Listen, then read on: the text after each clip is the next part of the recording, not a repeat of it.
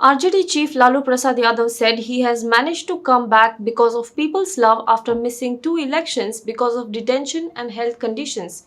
While speaking to ANI, RJD chief Lalu Prasad Yadav said, and I quote, I was unwell and I was in detention because of which I missed two elections. But now by-elections are happening and I have managed to come back because of people's love. The leader added that on October 27th, he will address the public in the bipole seats of Kusheshwarasthan and Tarapur. Speaking on the alliance with the Congress party, Lalu Prasad Yadav said an alliance is formed with like-minded people and secular forces. At state level also, we formed an alliance with Congress, left and other parties. Let me tell you, for the upcoming by-elections, both Congress and RJD have gone separate ways. Congress has also fielded two candidates for the two bipole seats against RJD. A controversy erupted after former Tripura Governor Tathagata Roy tweeted a photo collage of dog and BJP's West Bengal in charge Kailash Vijaywargiya. Along with the image, a caption said, Vodafone in West Bengal again. The mobile service provider used pugs in its commercials several years ago.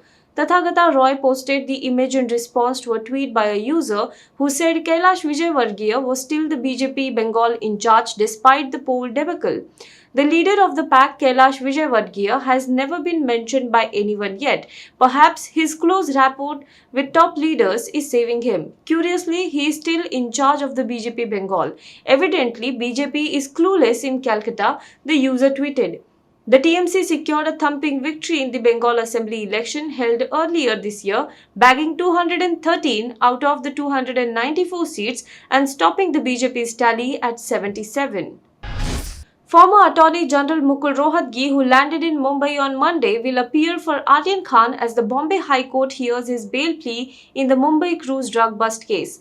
Along with Rohatgi, senior advocates Ruby Singh Ahuja and Sandeep Kapoor, partners of Karanjawala and Co., will also appear for the 23-year-old son of Bollywood superstar Shah Rukh Khan.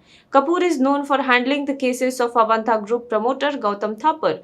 The new team adds to the existing legal council comprising Amit Desai, Satish Maneshinde, Anandini Fernandez and Rustam Mullah. Karanjwala and Co. said in a statement.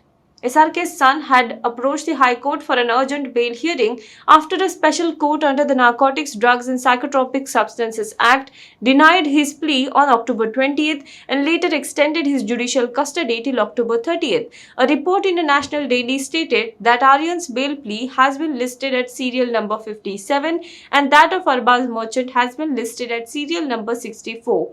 The Narcotics Control Bureau will oppose the bail of all the accused in the case, including Aryan Khan, in High Court. The Jammu and Kashmir Police has registered two FIRs against hostel wardens, management and students of two medical colleges in Srinagar, where students created a ruckus and raised anti-India abusive slogans after Pakistan won the match against India in Dubai on Sunday. Multiple videos of Government Medical College and Sher-e-Kashmir Institute of Medical Sciences in Srinagar had gone viral, in which some students could be seen chanting slogans against India and in praise of Pakistan. The ruckus took place even as Home Minister Amit Shah was on his 3-day visit to Jammu and Kashmir, the very first after the abrogation of Article 370 from the erstwhile state. China continues to bully its neighbors to try to coerce them into behavior that is more in keeping with its national security or economic interest, the Pentagon said on Monday. Pentagon Press Secretary John Kirby was speaking to reporters at a news conference. China continues to bully its neighbors to try to coerce them into behavior that is more in keeping with China's national security and economic interest, and we don't believe that is conducive to a free and open Indo-Pacific, Kirby said. The Biden administration, he said, has put a real premium on bolstering and reinforcing its alliances and partnership in that area and making sure they have proper defensive capabilities in place to deal with the security challenges that exist out there.